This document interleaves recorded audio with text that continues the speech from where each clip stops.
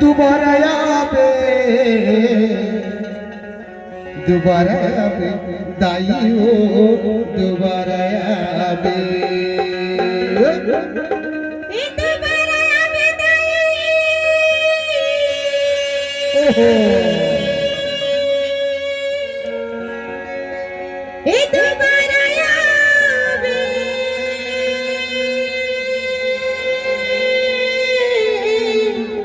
ओहो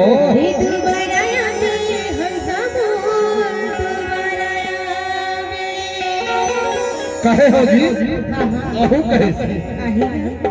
ये दोबारा आवे दाई दोबारा आवे हंसावे दोबारा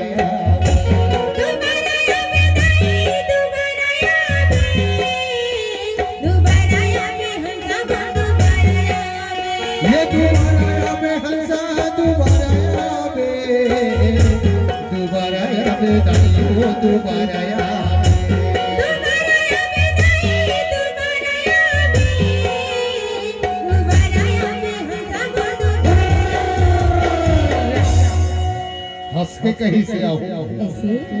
कहा तहाँ आई जब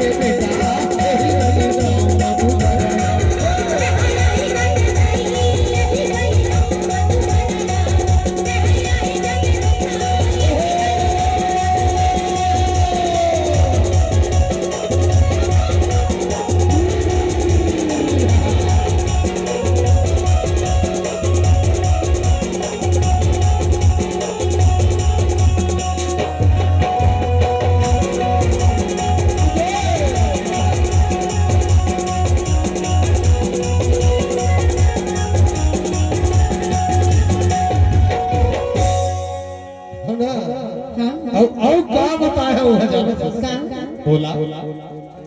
बेटा पुतवा तो रास्ता ना देखेगा बेटा पुतवा तो रास्ता ना देखेगा कभी आई दाई के मने में सोचेगा कभी दाई के मने में सोचेगा बेटा पुतवा तो रास्ता ना देखेगा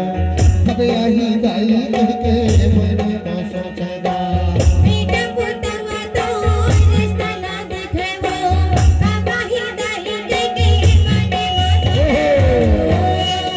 इतना बात ना कहे तो कहा यहाँ दाऊ बिल्कुल पक्का है आज और क्या कहे हो जाता कहे आई जब दाई यही गली गाँव